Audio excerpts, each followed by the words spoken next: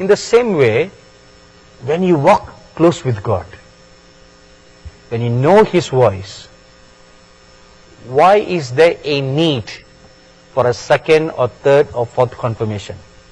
There's no need. Because you know who spoke with you. When God asked Abraham to sacrifice Isaac, you never read him asking for second confirmation. So, are you really sure, Lord? Can I check with my wife?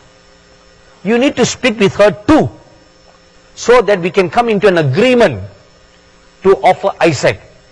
Abraham couldn't care less whether Sarah agreed or not. He couldn't care less. All it matters to him was God spoke to him, and he must obey, irrespective of whether Sarah agreed or disagreed. And I am 100% sure Sarah would have disagreed. Right? Mothers, you know. Mothers. The fathers are hard-hearted, not the mothers. They are so tender, so soft. You know. Many years ago, my mother, she had some kind of a tumor in her womb.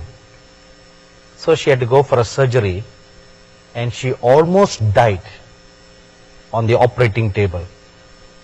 And she survived by God's grace, and she was recovering in hospital. So I went to visit her.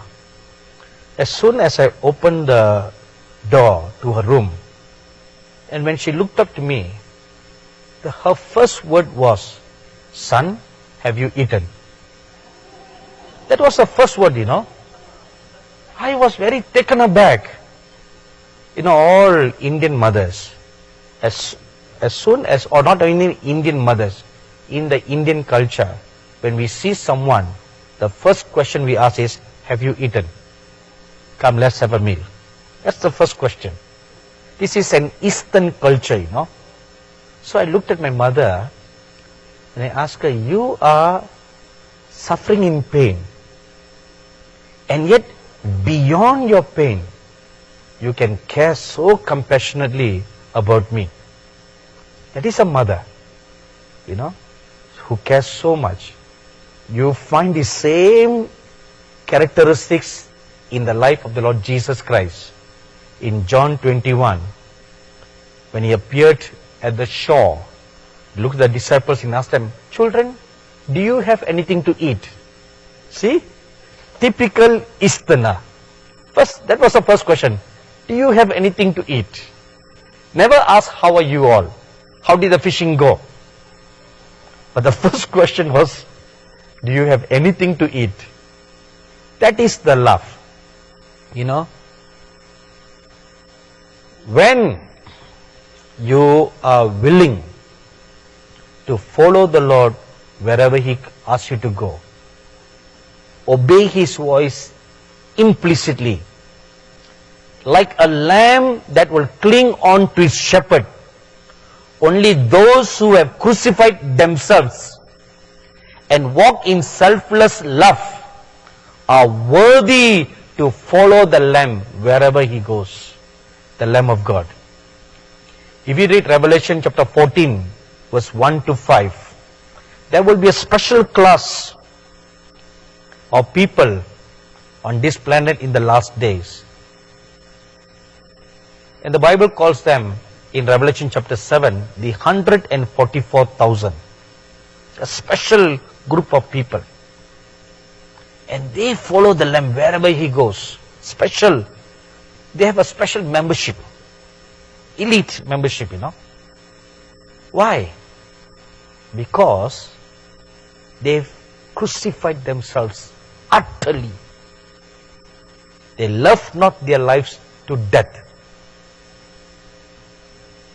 Their lives doesn't matter to them. Willing to lay down.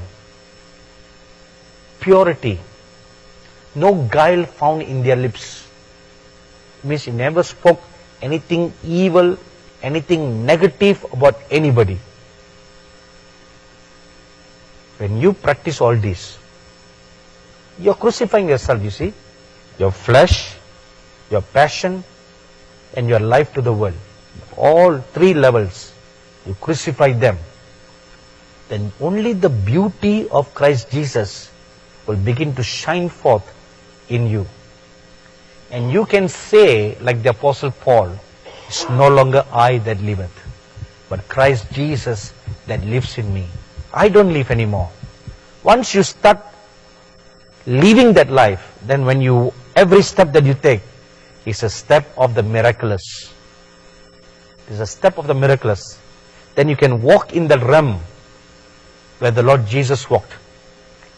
You speak a word, He'll bring forth miracles. He'll create miracles.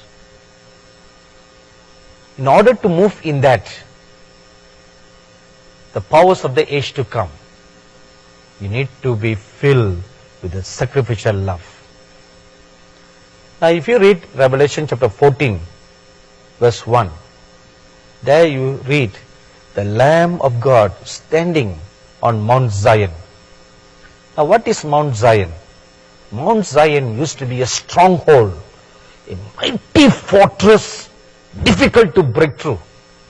But the Bible tells us in 1 Kings chapter 8 verse 1 that David captured Mount Zion. As soon as he captured Mount Zion, to celebrate his victory or to proclaim his victory, he brought the Ark of the Covenant and he made it stand, place it on of Mount Zion. What is Mount Zion, or what the old Mount Zion is? It talks about our adamant, arrogant, prideful heart. Our strong-willed, that will not bow down, that will not submit, very stubborn. We will not submit, we will not lay down. That must be conquered. For the Ark of the Covenant to come and rest on the mount, then the mountain, the pride must die, the arrogancy must die, the self must die, all this must die. And only then the Ark of God's glory, the Shekinah glory, can come and rest within you, abiding within you.